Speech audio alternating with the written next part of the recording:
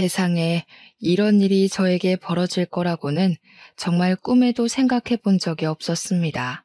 제 나이 60이 훌쩍 넘긴 나이에 돌이켜 지난 결혼 생활을 생각해 보니 참 암담하기 그지없더군요. 당시에는 행복하게만 살고 있는 줄 알고 제 인생은 남들보다는 꽃밭이구나 하고 생각했었는데 그게 전부 제 착각이었다는 걸 알게 되었습니다. 드라마, 영화에나 나오는 막장 사연이 제 이야기일 줄 누가 상상이나 했겠습니까? 모든 사실을 알게 된 지금, 지난 시간들을 되짚어 보니 그때 나에게 했던 말들이 전부 이것 때문이었구나 하고 알게 되었다고 할까요? 어디 가서 말하기도 부끄러운 제 치부와 같은 결혼 생활 이야기를 시작해 보도록 하겠습니다. 저는 남편과 결혼하고 얼마 지나지 않아서 딸을 하나 낳았습니다. 제 배로 낳은 자식이라 그런지 새빨갛게 태열이 오른 딸의 얼굴도 예뻐 보이기만 했었더랬죠. 하루 종일을 울고불고 안아달라고 보채는 와중에도 어디 한 군데에 잘못될까 싶어서 조심스럽기 그지없었습니다. 우리 남편도 딸이 울어도 예쁘다, 웃어도 예쁘다, 뭘 해도 예쁘다며 고슴도치 부모의 마음을 대변하는 사람처럼 굴었습니다. 그렇게 행복만 가득할 것 같았던 우리 가족의 비극은 시어머니 아들 타령으로부터 시작되었다고 해도 과언이 아닐 정도였죠. 남편네 집안이 워낙 손이 귀한 집안이라 했습니다. 따지고 보면 남편도 외동아들이었고 남편네 친척도 죄다 딸밖에 없었거든요. 저에게 아들을 낳아야 한다고 난리를 치는 건 당연한 지사였지만 그래도 제가 낳은 딸이 첫 손주라 그런지 예뻐해 주시기는 했습니다. 하지만 순수하게 우리 딸을 예뻐해 주셨다기보다는 아들을 낳아와야 하는데 그거 알지? 둘째는 무조건 아들이어야 한다. 아들이 답이다. 아들만 낳자.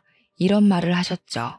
남편도 아들 타령하시는 시모의 갖은 협박과 회유에 지쳐서 아이 하나만 더 낳자고 저를 조르기 시작했습니다.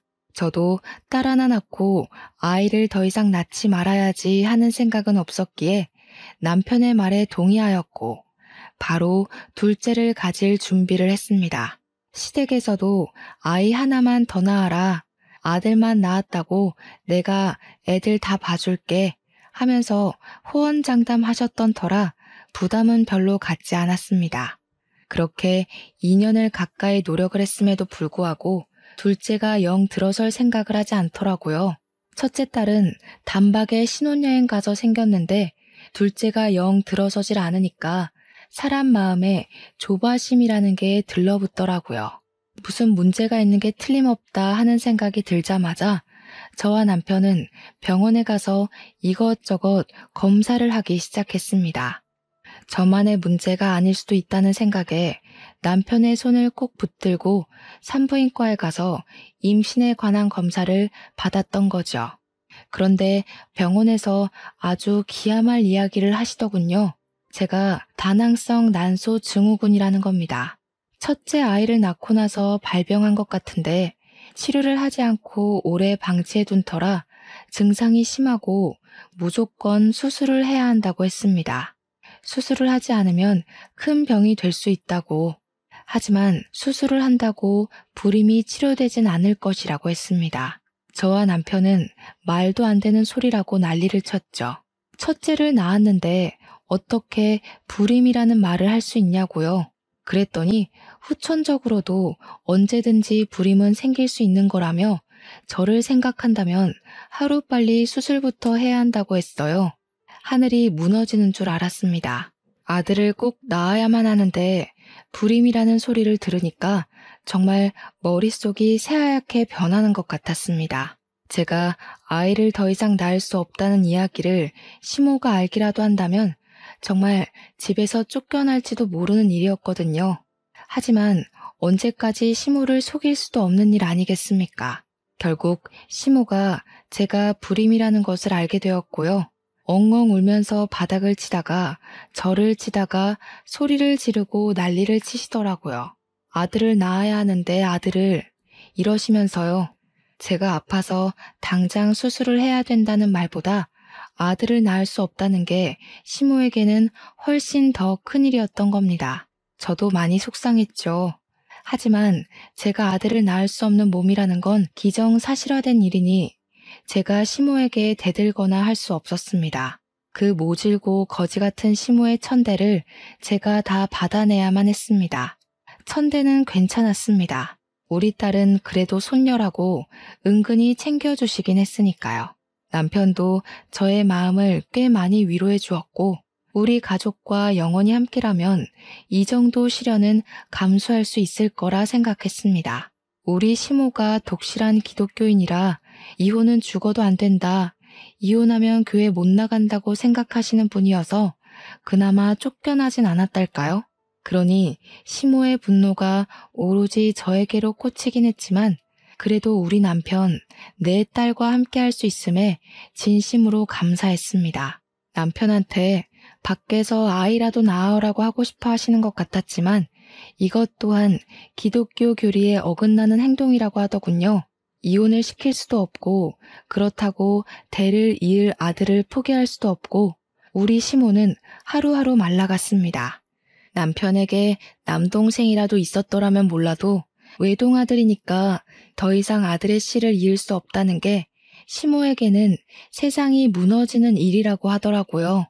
처음에는 오롯이 제 편에 서서 아들 타령 그만하시라고 소리를 쳐주던 남편도 점점 지쳐가기 시작했습니다. 시름시름 앓으며 살이 죽죽 내리는 시모를 보면서 우리 남편은 어느 날부터 제 편을 들어주지 않았습니다. 은근히 제가 불임이 된 탓을 하기도 했죠. 그럴 때마다 우리 부부는 부부싸움을 하게 되었습니다. 시모의 아들 타령과 고된 참견에 우리 부부의 사이가 소원해지기 시작한 거죠. 시모는 저와 눈이 마주칠 때마다 아들 타령을 해댔고 저는 더 이상 아이를 가질 수 없는 몸인데도 그 타령을 하는 시모에게 스트레스를 받았고요. 우리 남편에게 매일같이 소리치고 치댔기 때문에 남편은 저로 인해 스트레스를 받기 시작했습니다. 늘 한결같을 줄 알았던 우리 사이가 점점 틀어지기 시작한 순간이었죠. 부부간의 대화도 눈에 띄게 줄다 못해 사라지게 되었고 부부로서 해야 하는 의무 정도만 이행하는 사이가 되었습니다. 저녁밥을 차린다던가 빨래를 한다던가 청소를 한다던가 그런 의무요. 나중에는 남편과 각방까지 쓰게 되었습니다. 표면적으로는 코골이 소리가 시끄러워서였지만 실상은 그게 아니었죠. 시모는 나중에 미친 사람처럼 저에게 기도에 매달리면 아이가 들어설 것이라고 저에게 기도를 강요했습니다. 이미 의학적으로 임신을 할 수 없는 몸이 되었음에도 포기하지 않고 매달리는 시모의 집착스러운 면모에 저도 너무 당황스러웠어요. 이런 이야기를 남편에게 해봐야 남편은 저에게 소리치면서 어떻게 해달라는 거야 따위의 말밖에 하지 않았습니다. 남편은 나중에 저에게 정말 힘들다며 눈물로 읍소를 했고 그 모습을 본 저는 더 이상 남편에게 방어를 요구하지 않았습니다. 남편이 힘들어하니까 저도 정말 무척이나 힘들더라고요. 그러던 와중에 남편이 5천만 원이 들어있던 우리의 적금을 일방적으로 해지한 것을 알게 되었고 저는 그 일로 크게 분노했습니다. 우리 딸아이가 대학을 가거나 혹은 우리가 어떤 큰 병이 생길지 모르는 와중에 그 돈을 깨서 어디다 썼냐고 화를 냈죠. 남편은 시댁에 돈이 필요하다 해서 주었다는 말 이외에 그 어떤 변명도 하지 않았고 저는 속이 터지는 것 같았습니다. 결국 시모에게 전화를 걸어 물어보니 돈이 좀 필요해서 썼다고 내가 내 아들의 돈도 쓸 수 없는 거냐고 저에게 화를 내시더군요. 쓸 때 쓰더라도 저와 한마디 상의 정도는 할 수 있지 않았을까요? 가뜩이나 사이도 안 좋은데 돈으로 문제가 생기니까 더 미치겠더라고요. 너무나도 화가 나서 그 이후로는 남편과 돈 관리도 각자 하기 시작했습니다. 남편을 믿을 수가 없었거든요.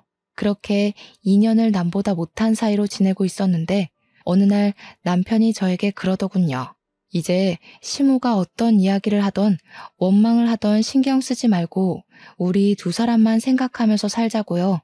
허튼 소리를 하거나 아들 타령을 하면 전화 끊어버리자고, 전화번호도 바꾸고 우리 두 사람만 생각하면서 살자고 했어요. 몇 년을 남보다 못한 사이로 지냈는데 갑자기 저러니까 무슨 병이라도 걸렸나 싶어서 덜컥 하더라고요. 당신 죽을 병 걸렸냐고 물어보니까 그런 거 아니라고, 그냥 스트레스 받는 게 너무 싫고 그 스트레스 때문에 우리가 왜 멀어져야 하는지도 모르겠대요. 그러면서 저에게 화해의 손길을 먼저 내밀어준 남편을 보면서 저는 너무나도 감동을 받게 되었습니다. 살얼음판 같았던 집구석이 그 한마디, 그 손길 하나로 사르르 녹는 것 같은 착각이 들 정도였습니다. 그때라도 제가 무슨 일인지 꼼꼼하게 파헤쳤어야 했는데 너무나도 바보같이 감언이설에 넘어가고 만 것이죠. 물론 하루아침에 좋아질 수 없는 관계였기에 남편과 저는 무한한 노력을 해야 했습니다. 회사 일을 제외하고 저녁은 무조건 집에서 먹기로 했고, 주말 중 하루는 밖에 나가서 외식을 하고 하루는 같이 요리를 하기로 했습니다. 그냥 사소한 집안 룰을 바꾸고 나니까 부대끼는 시간이 많아져서 그런 건가, 몇 년 동안 몰랐던 남편의 이야기도 알게 되고 사이가 좋아지더라고요. 맨날 양말을 뒤집어서 놓던 우리 남편에게 세탁기 사용 방법을 제대로 알려주고, 세탁기는 앞으로 남편 담당이라고 못을 박았더니 무슨 일이 일어났는지 아세요? 남편이 양말을 곱게 벗어서 세탁실에 두더라고요. 자기가 해보니까 뒤집어서 세탁기에 넣는 게 잘못된 일이라는 걸 알게 된 거죠. 그렇게 시간을 보내다 보니 서로에게 생긴 새로운 습관이라든지 회사 일이라든지 친구 사이의 일 같은 것도 속속들이 알게 되었습니다. 몇 년을 함께 살면서 다 아는 것 같았던 상대에게 새로운 모습이 발견되니까 신기하면서 신혼 같은 느낌이 들더라고요.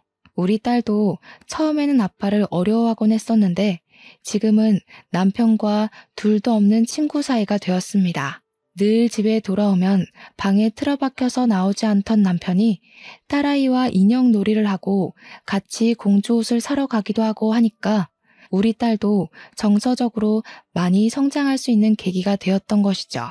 항상 눈치만 보던 딸이 해맑게 웃으면서 양쪽 손으로 저와 남편의 손을 잡아주기도 하고 참 많이 밝아졌습니다. 우리 딸이 우리도 모르게 우리의 눈치를 보면서 자랐다는 걸 알게 되고 남편과 저는 서로 붙잡고 참 많이 울었습니다. 그러던 어느 날 급하게 시모의 호출을 받고 시댁으로 향하게 되었습니다. 저와 남편 그리고 딸까지 함께 불렀기에 달려갔어요.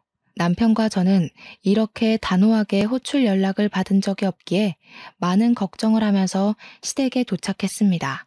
그런데 시모가 웬 3, 4살 정도 된 아이를 안고 한숨을 푹푹 내쉬면서 문을 열어주시는 게 아니겠습니까? 남편과 저는 당황해서 이 아이가 누구냐고 물어봤습니다. 저는 시모한테 어머님 아이 낳으셨어요? 하는 말도 안 되는 소리를 했죠. 그랬더니 시모가 어휴 어쩌냐 진짜 하면서 계속 한숨만 내쉬고 계신 거예요. 무슨 일이냐고 보채서 물어보자 시부 친척네 아이인데 그 친척 일가족 전부가 건물 붕괴 사고를 당해서 아이만 덜렁 남았다는 겁니다. 그때쯤 건물 붕괴 사고가 큰 건이 하나 있었거든요. 애만 덜렁 살아남은 것도 좀 이해가 안 가긴 했지만 시모의 안색이 너무 좋지 않아서 자세하게 물어볼 수도 없었죠. 아무튼 시모 말이 자기는 늙어서 더 이상 이런 아이를 키울 자신도 없고 핏줄은 핏줄이니까 맡아주기는 해야 할 것 같으니 우리 보고 입양해서 키우라는 겁니다. 저는 정말 마른 하늘에 날벼락을 몇 번이나 맞는 건지 남의 애를 입양해서 데려다가 키우라는 말에 졸도하는 줄 알았습니다. 우리 남편은 놀랐는지 아무 말도 못하고 입만 떡하니 벌리고 있더라고요. 그러면서 죽어요? 얘네 가족이 죽었다고요? 이 말만 하는데 시부 친척이라고 했지만 남편이랑도 아는 사이 같았습니다. 저는 멘탈이 완전히 바스라져서 우리 보고 키우라고요? 하면서도 더 이상 다른 말이 나오지가 않더라고요. 몇 살이냐고 물어보니 시모가 조심스럽게 3살이라고 이야기를 하는데 막막한 겁니다. 제가 보육원에 보내야 하는 거 아니냐고 물어보니까 시모랑 시부가 어떻게 핏줄을 보육원에 보낼 수 있냐고 강경하게 이야기를 하더라고요. 시부 친척이면 핏줄이라고 해도 좀 연한 핏줄 아닌가 싶었지만 떡하니 아들이니까 손이 귀한 집에서는 잘 됐구나 싶었을 수도 있죠 뭐. 남편과 저한테는 딸밖에 없었고 피가 섞인 아들이라고 하니 시부모 입장에서는 이게 웬 떡이냐 싶었던 거죠. 저는 솔직히 더 나쁜 년 되기 싫어서 입을 꾹 다물고 남편만 하염없이 쳐다보았어요. 남편 입에서 거절의 말이 나와주기를 기다리고 있었는데 우리 남편도 결정을 내리지 못하고 고민만 하고 있더라고요. 저는 진짜 한숨이 절로 나왔고 우리 딸은 그 와중에도 와, 아기가 너무 귀엽다 하고 있었습니다. 보니까 우리 딸이 친화력 좋게 3살 배기 아이와 함께 놀아주고 있더라고요. 남편이 그 모습을 빤히 보는데 상상하고 싶지 않은 말이 튀어나올 것 같더라고요. 시모가 제 손을 갑자기 덥석 잡더니 그동안 구박했던 거 다 미안하고 잘못했다고 더 이상 잔소리도 안 하고 아들 타령 안 할 테니까 아이 좀 키워달래요. 이 아이만 키워주면 해줄 수 있는 모든 걸 다 해주겠다면서 그동안 서운하게 했던 거 전부 잊고 새 출발하자는 겁니다. 살림에도 전혀 간섭 안 하고 이 아이만 맡아주면 죽은 듯이 살겠다고 하시는데 제가 정말 발을 동동 구르고 싶었어요. 우리 시부까지도 나한테 부탁한다고 조심스럽게 이야기를 하는데 저는 남편만 보고 있었습니다. 한참을 고민하던 남편이 저를 딱 보더니 그러대요. 아이를 키우고 싶다고 하는 겁니다. 어차피 우리도 둘째를 가지려고 했으나 몸에 이상이 생겨서 아이를 갖지 못한 거 아니냐고 저를 설득하는 거예요. 우리 딸이랑도 3살 차이 나는 아들이니 나이 차이도 좋지 않겠냐고 둘이 잘 노는 거 보니까 오히려 딸한테도 좋을 것 같대요. 그렇게까지 이야기하는데 제가 더 무슨 말을 할 수 있었을까요? 자세히 보니까 시부 핏줄이라 그런지 시부의 얼굴도 보이는 것 같고 남편의 모습도 보이는 것 같고 우리 딸이랑도 잘 놀고 결국 떠안듯이 애를 데리고 집으로 돌아오게 되었습니다. 남편은 별 고민 없이 아이가 집으로 오자마자 육아용품들을 사러 가자고 했고 당장 필요한 아이의 용품을 사오게 되었습니다. 갈아입을 내복조차 없었으니 하나하나 새로 준비를 해야 했어요. 아이를 위해 쓰라며 시부가 200만 원을 보내주기도 했습니다. 그날부터는 입양 절차를 알아보기 시작했고 남편은 진짜 우리 아들처럼 잘 키워보자고 딸 하나 아들 하나 이상적인 가족 아니냐고 끝까지 저를 설득했습니다. 이미 입양 절차까지 끝냈으니 저도 결심을 했죠. 우리 딸처럼 우리 아들로 키우겠다고요. 그런데 좀 어이가 없는 상황들이 발생하기 시작했어요. 우리 딸이야말로 내 배로 낳은 우리 핏줄이고 아들은 뭐 솔직히 말하면 제 피가 섞인 건 아니니까 남의 핏줄이나 다름없잖아요. 그런데 시모랑 시부는 물론이고 우리 남편까지도 아들이라고 오로지 아들이라는 이유만으로 너무 편애하듯이 챙기는 겁니다. 우리 딸이 인형놀이를 하자고 다가와도 아들이랑 자동차를 가지고 놀고 있으니 제가 고운 시선으로 아들을 볼 수가 없더라고요. 저도 참 못난 사람이죠. 이게 바로 새엄마의 고충인가 싶으면서도 그래도 우리 딸을 더 예뻐해줬으면 싶더라고요. 제가 점점 딸에게만 신경을 쓰게 되고 마음이 기울게 되니까 아들은 점점 더 남같이 느껴지고 저도 모르게 아들의 실수를 눈감아주지 않고 싸늘하게 대하게 되고 예뻐 보이지도 않더라고요. 이게 바로 차별이라는 거잖아요. 아무것도 모르는 3살짜리 애한테 대놓고. 그래서 제가 마음을 고쳐먹기로 결심했어요. 애들이 크는 동안 정말 차별하지 않으려고 무던한 노력을 해야 했어요. 특히 의사소통이 가능해진 시점부터 더욱 신경 써야 했습니다. 딸이랑 아들의 식성이 전혀 달라서 서로 좋아하는 반찬을 고루고루 해주는 것도 무척이나 중요했고요. 사달라는 장난감도 놀이 취향이 달라서 엇갈려도 2개를 꼭 손에 각각 들려주려고 노력했습니다. 일부러 새엄마라서 그렇지 뭐 라는 소리를 듣지 않으려고 제가 아들에게 얼마나 신경을 썼는지 몰라요. 워낙 어릴 때 입양을 해서 그런지 아들도 저에게 엄마 엄마 하면서 잘 따라다니고 저에게 애정도 주고 했고요. 그렇게 우리 아이들이 초등학생이 되고 중학생이 되고 하는 동안 우리 가족에게는 많은 일이 있었습니다. 첫째로 시부가 돌아가신 일이었습니다. 평소에도 지병이 있으셨는데 그 지병이 악화되어서 새벽에 갑작스럽게 눈을 감으신 거였어요. 장례식장에서 남편이 받은 충격이 어마어마했는지 거기다가 임종도 제대로 지키지 못했으니 더욱 마음이 아팠겠죠. 남의 가족들은 전부 시부가 그렇게 허망하게 가실 줄 몰랐던 터라 우왕좌왕했습니다. 우리 시모 또한 현실이 믿기지 않는다는 듯 그렇게 영정사진을 붙잡고 오열을 하셨어요. 우리 아들, 우리 손자놈 크는 거 보고 갔어야지 뭐 그리 급하다고 일이 빨리 갔냐고 하시는데 그 와중에 우리 딸 이야기는 없어서 서운했습니다. 두 번째로는 몇 년 뒤에 시모가 노화로 인하여 돌아가시게 된 일이었습니다. 눈을 감기 직전까지 인공호흡기를 달고 계셨는데 하염없이 저를 찾으셨다고 했어요. 저는 회사에서 일을 하다가 반차를 급하게 내고 병원으로 달려왔는데 시모가 정말 눈물을 뚝뚝 흘리시면서 쇳소리로 이야기를 하시는 겁니다. 싫었을 텐데 아이를 맡아 키워준 게 너무나도 고맙다면서 자기가 지은 죄가 많다고 다 용서해달라고 하셨어요. 그간 아들 타령하시면서 아들을 입양하기 전까지 저를 엄청나게 괴롭히시긴 하셨으니까요. 가는 길에 다 용서해주면 고맙겠다고 하시는데 그렇게 짜증나고 싫었던 시모가 죽기 전에 용서를 구하고 가니까 마음이라는 게 또 참 그렇더라고요. 가시는 길 내가 편안하게 가실 수 있게 용서를 해드려야겠다 싶었죠. 우리 시모가 끝까지 용서를 빌게 된 일에는 다른 이유도 있었어요. 죽기 직전까지 우리 딸은 쳐다도 보지 않고 아들만 챙겼기 때문이에요.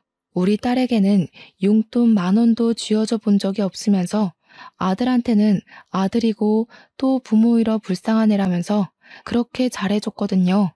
가지고 싶은 거 먹고 싶은 거 있다고 하면 아들에게 다 사다 바치고 오죽하면 우리 딸이 저한테 넌지시 물어보기도 했어요. 엄마, 동생 말고 사실은 내가 주워온 애 아니야? 이렇게요. 그때마다 너무나도 속상했지만 딸아이에게 알아들을 수 있게 설명하는 게 더 힘들었습니다. 어떻게 말해도 우리 딸이나 아들에게 상처가 될 수 있는 말이 될 게 뻔했기 때문이었죠. 그런데 본격적인 차별이 시작된 게 시부모 두 분 모두 돌아가신 다음이라고 하면 믿어지시겠습니까? 우리 딸이 고등학생이 되고 첫 중간고사 성적표를 받아왔는데 성적이 나쁘지 않더라고요. 중간쯤에 위치하긴 했지만 학교 수업 외에 사교육을 받아본 적이 없던 터라 사교육의 힘을 빌리면 상위권도 가능할 것 같았어요. 그래서 저는 학원을 열심히 보내주기 시작했습니다. 누구나 똑똑하고 공부 잘하는 자식 갖길 원하잖아요. 학원만 잘 다녀도 서울에 있는 4년제 학교는 붙을 수 있을 것 같아서 열심히 공부를 시켰는데 아들이 갑자기 미술 공부를 하고 싶다고 하더군요. 그런데 미술이라는 게, 아니 예체능이라는 게 재료값이며 레슨비며 엄청나게 깨지잖아요. 그때 이미 저는 퇴직을 한 상태였고 남편 외벌이로 살고 있었는데 미술 재료값에다가 딸 학원비까지 생각을 하니까 막막하더라고요. 그래서 아들에게 미술이 왜 하고 싶은지 꼭 해야 하는 건지 물어봤습니다. 제가 그동안 보아온 실력으로 봐서는 미술에 큰 재능이 있어 보이지 않았거든요. 게다가 공부하는 담쌓은 것 같은 모습을 보였기 때문에 더욱이 시키고 싶은 마음이 들지 않았습니다. 남편에게 상의를 했더니 남편이 애가 해보고 싶다고 하니까 한번 시켜보자고 하더라고요. 그래서 동네 학원을 등록해서 보내기 시작했어요. 동네 학원은 레슨비가 저렴하더라고요. 우리 형편에 비싼 학원을 보내줄 여유도 안 되고 하니까 아들도 이해해줄 거라고 믿고 있었습니다. 그런데 미술학원에서도 그저 그런 학생이었던 거예요. 특출나게 재능이 있었던 것도 아니고 취미반 정도의 실력이었던 거죠. 예고 입시반에 들어가고 싶다고 징징거리는데 실력이 안 되니까 예고는 꿈도 못 꾸는 수준이었고요. 학원에서도 아들에게 예고 입시반에 들어갈 실력이 안 된다고 말을 한 건지 아들이 이 학원 수준이 낮아서 자기 실력이 늘지 않는 거라고 하더라고요. 미술학원으로 엄청 유명하다는 학원을 알아왔다며 거기를 보내달라고 떼를 쓰기 시작하는데 학원비가 2배가 넘는 겁니다. 집에서 거리도 멀고 비싸서 못 보내준다고 했더니 아들이 그러는 거예요. 자기가 주워온 자식이라서 차별하는 거냐고요. 남편이랑 저랑 둘 다 엄청나게 당황을 한 거죠. 주워온 자식이라니 어디서 그런 소리를 듣고 하는 말이냐고 물어봤어요. 그러니까 아들이 그러더라고요. 누나가 말해줬대요. 제가 딸에게 네가 동생한테 주워온 자식이라는 이야기 했냐고 하니까 딸이 아니요? 하는데 얼굴 표정이 진짜 억울해 보이는 겁니다. 그러니까 아들이 딸한테 비아냥거리면서 와, 누나는 공부 말고 연기해야 되겠다. 연기자가 따로 없네. 이러더라고요. 남편이 아들 말만 믿고 화가 났는지 딸에게 처음으로 손찌검을 했어요. 저는 놀래서 이게 무슨 짓이냐고 소리를 질렀고요. 딸이 눈물을 뚝뚝 흘리면서 그런 말 한 적 없는데 왜 자기 말은 안 믿어주냐고 소리를 쳤어요. 그러니 남편이 딸에게 네 동생은 그 사실을 어찌 알고 저렇게 이야기를 하겠냐고 하더라고요. 저나 남편이나 아들에게 주워온 자식이라는 말을 한 적이 없으니까 사실 딸밖에 없는 상황이긴 했어요. 그래도 딸은 아니라고 계속 소리를 치고 아들은 누나가 말했잖아 이러고 제 속이 뒤집어지는 것 같았죠. 결국 아들이 미술 학원을 옮기겠다고 난리를 치니까 남편이 딸 학원을 그만두게 하라고 하더군요. 어차피 우리 딸이 공부해봐야 거기서 거기 아니냐고 차라리 예체능 하겠다는 아들을 밀어주는 게 낫다고 했어요. 그때부터 저는 딸의 학원비를 벌기 위해서 파트타임 아르바이트를 시작했습니다. 우리 딸에게 종합학원은 못 보내줘도 취약한 과목 2개 정도는 들을 수 있게 돈을 벌기 시작한 거죠. 아들은 떵떵거리면서 미술 입시를 준비했고 결국 예고는커녕 인문계도 간당간당하게 입학을 했습니다. 제가 봐도 실력이 별로였는데 당연히 전문가들이 봤을 때는 애들 장난으로 보였겠죠. 재료값만 해도 한 달에 몇십만 원이었는데 돈을 땅에다가 버린 거나 마찬가지였어요. 그런데 우리 남편이 아들에게 그러더라고요. 원래 실패가 다 밑거름이 되는 법이라고 앞으로 잘하면 된다고요. 우리 딸은 그렇게 열악한 상태에서 공부하고도 서울에 있는 4년제 학교에 입학을 했습니다. 그런데 학교에 가려면 등록금이 필요하잖아요. 남편한테 우리 딸 등록금을 내야 한다고 하니까 학자금 대출을 받으라는 겁니다. 아들한테는 돈 아까운 줄 모르고 쏟아붓더니 정작 딸 대학 등록금이 없다는 게 말이 됩니까? 우리 딸은 아빠한테 손찌검을 당한 이후로 남편과의 대화를 완전히 차단했어요. 혼자 알아서 하겠다고 하더니 학자금 대출 받고 틈틈이 아르바이트와 과외를 하면서 자기 혼자 벌어서 학교를 다니더라고요. 제가 파트타임 아르바이트를 하면서 번 돈은 모조리 딸에게 주었죠. 고등학교에 입학한 아들은 미술 학원을 그만두었어요. 정말 한숨만 나네요. 그렇게 쉽게 그만둘 거면 왜 시작을 했냐고 하니까 자기 길이 아닌 것 같다면서 저한테 말리지 그랬어요? 이러더라고요. 하고 싶다고 했을 때 시켜준 게 누구냐면서 엄마 덕분에 시간 버렸네요 하는데 손이 부들부들 떨렸습니다. 친엄마가 아니라고 자기한테 관심 없는 거 아니냐면서 이번에는 연기학원을 다니고 싶다는 거예요. 저는 어이가 없어서 대꾸하길 포기했는데 우리 남편은 미술학원비나 연기학원비나 그게 그거 아니냐고 보내주라고 하더라고요.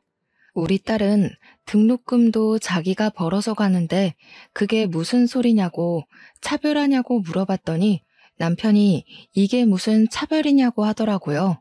아들이 잘 돼야 나중에 우리가 먹고 살기 편하지 않겠냐고 딸은 출가 외인이래요. 결국 아들은 연기학원에 등록을 했습니다. 그런데 발연기도 그런 발연기가 없나 봐요. 학원 선생님이 저한테 연락해서는 지방에 자리가 많이 남는 전문 대학교를 알아보는 게 좋겠대요. 그렇게 허송세월 보내고 대입에 성공했냐고요? 실패했죠. 예비번호 하나 못 받아오더라고요. 그랬더니 남편은 남자라면 재수도 한번 해보고 하는 거라고 팍팍 밀어주겠대요. 아들은 재수했고 재수도 실패했습니다. 그러고 나니까 남편이 대학이 또 전부는 아니랍니다. 그 사이에 우리 딸은 졸업을 했고 취업 준비를 시작했습니다. 토익도 보고 자격증도 따고 다 지가 벌어서 해낸 일이에요. 그러고 나서 아들이 군대에 다녀왔고 딸은 괜찮은 중소기업에 취직을 했습니다. 근데 군대에 다녀온 아들이 그때부터 사고만 치기 시작했어요. 어디라도 취직을 할 생각은 전혀 없어 보였습니다.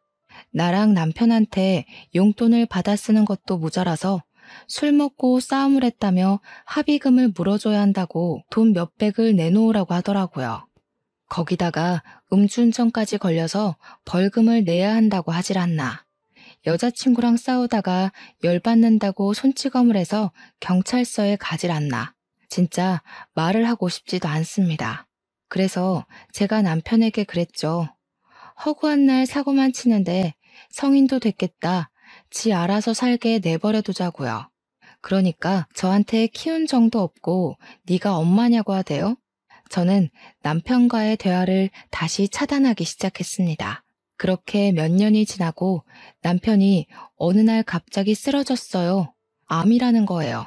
또다시 날벼락을 맞나 싶었는데 병원에서 그렇게 심각한 상태는 아니고 초기에 발견되어서 다행이라고 하더라고요. 그때부터 저는 병간호를 시작했습니다. 우리 딸은 남편에게 실망한 게 워낙 컸던 터라 초반에는 병실에 코빼기도 비추지 않았어요.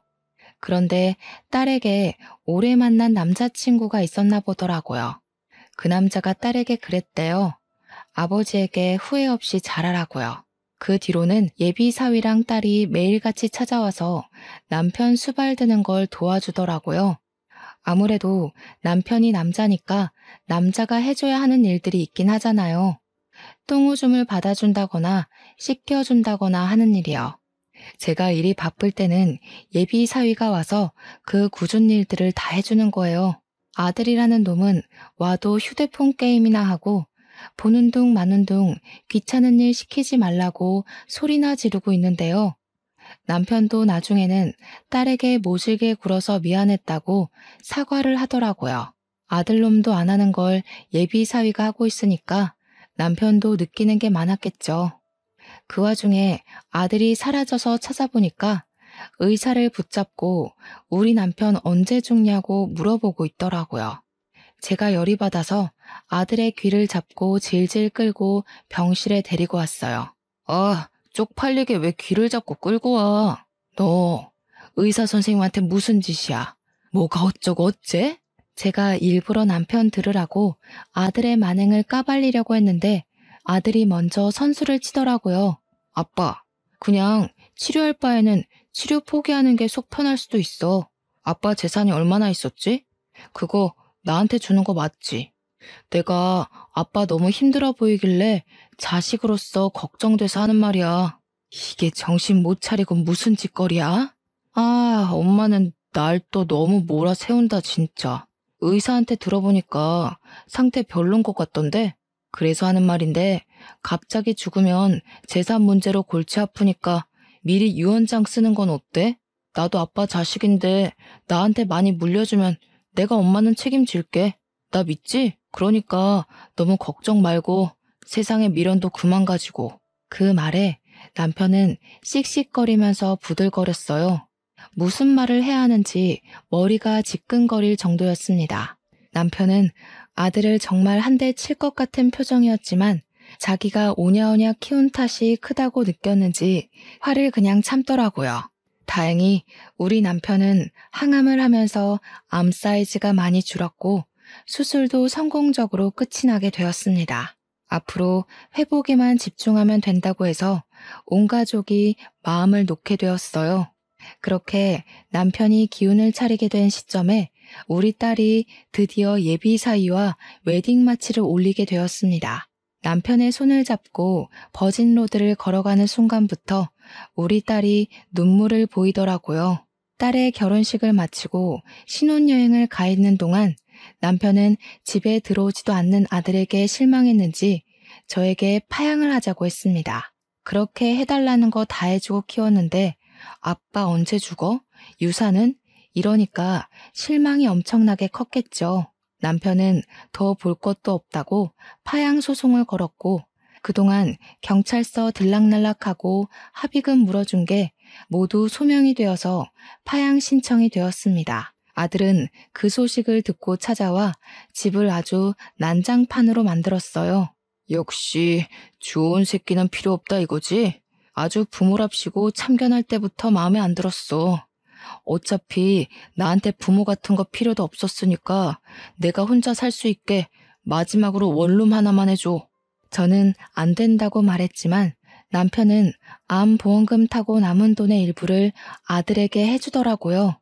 화도 내고 달래도 받지만 남편은 강경했고 아들 녀석은 그 돈 받아간 이후에 일절 연락도 없고 찾아오지도 않고 깜깜무소식으로 지내더군요.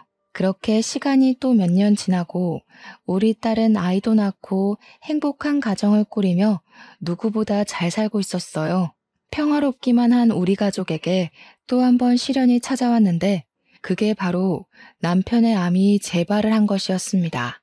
재발한 암은 처음과 다르게 빠르게 전이가 되었고 결국 남편은 시한부 선고를 받게 되었습니다. 우리 딸이랑 저는 정말 너무나도 속이 상했고 그 고통스러운 항암 치료를 또 겪어야 할 남편이 불쌍했죠. 그런데 남편이 그러더라고요. 연명치료 받고 싶지 않다고. 이만큼 살았으면 됐다고요.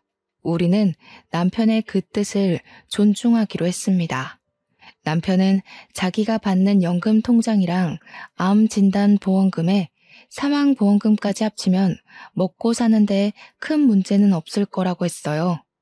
사람이 죽을 때 되면 변한다더니 왜 저러나 싶었습니다. 그렇게 3개월 동안 많은 추억을 쌓으려고 노력했고 우리 남편은 고통을 참으며 눈을 감았습니다. 저는 연락하지 않았지만 우리 딸이 어떻게 아들에게 연락을 했더라고요. 아버지 돌아가셨다고요.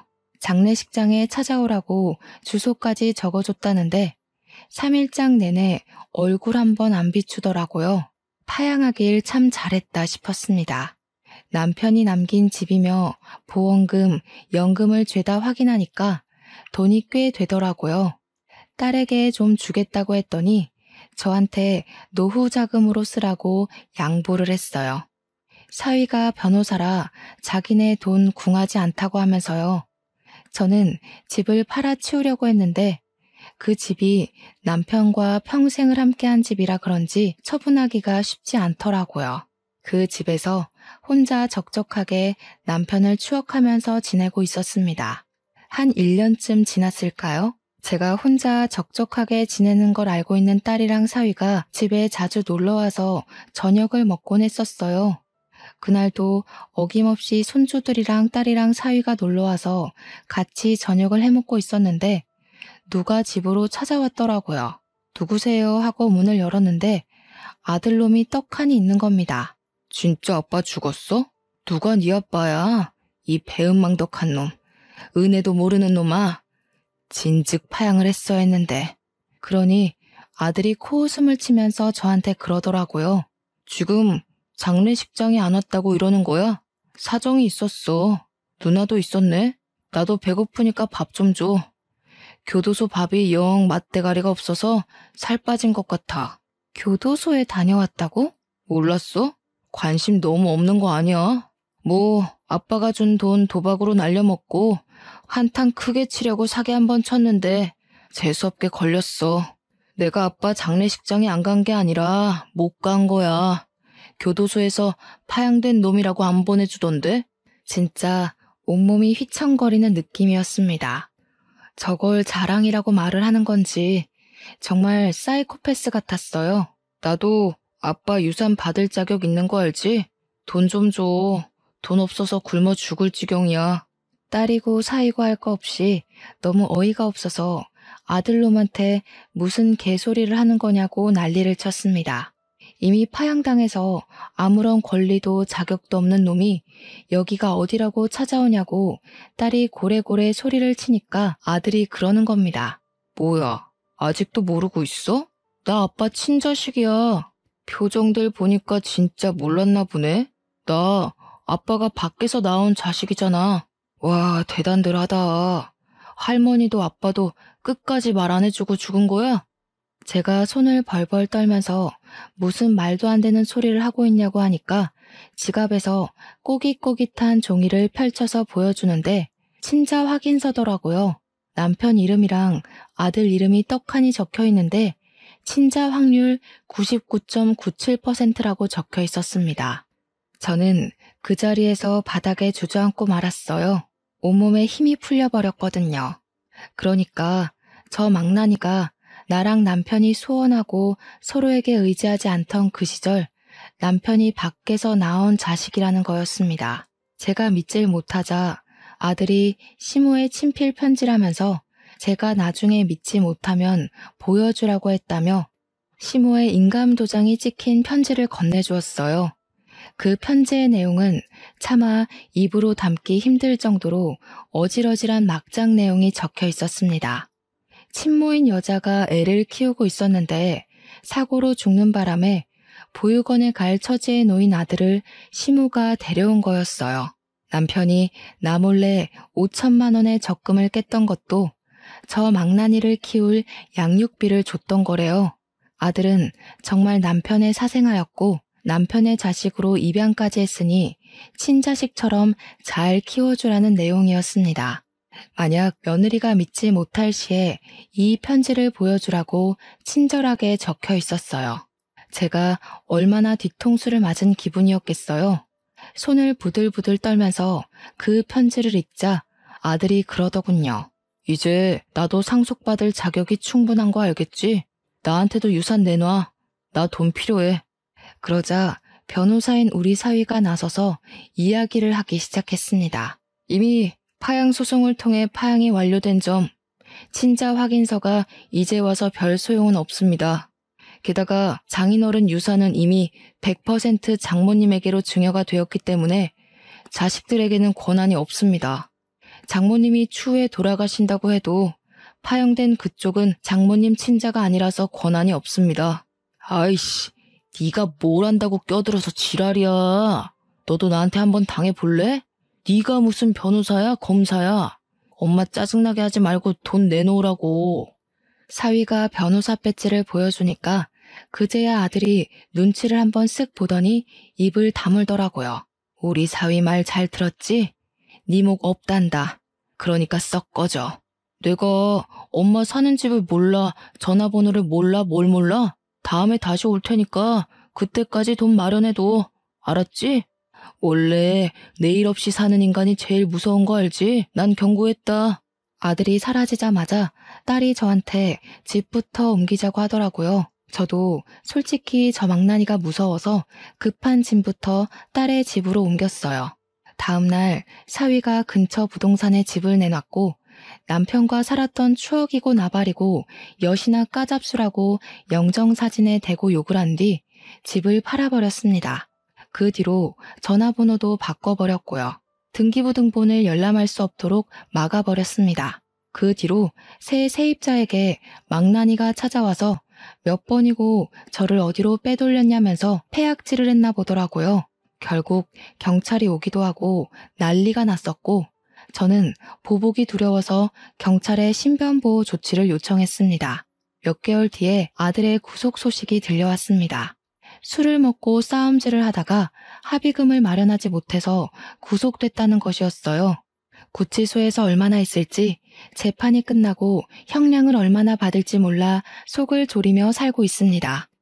진지하게 사위가 이민을 가거나 지방의 소도시로 이사를 가자고 하고 있어서 고민 중에 있는데 우리가 그 더러운 똥을 피해야 하나 싶기도 하고요. 그나마 사위가 변호사라서 아들에 대해 이것저것 알아볼 수 있는 위치라 정말 다행이라 생각합니다. 사위 아니었으면 돈도 다 뜯겼을지도 모르죠. 한 가지 바라는 건 재판에서 형량 세게 맞고 깜빵에서 평생 썩었으면 좋겠다는 마음뿐이랍니다. 혹시라도 누가 알아볼까 최근 근황에 대해 자세하게 적지 못하는 점은 양해 부탁드릴게요. 제 이야기를 들어주신 청취자 여러분께 다시 한번 감사 인사드리면서 여기서 마무리하도록 하겠습니다.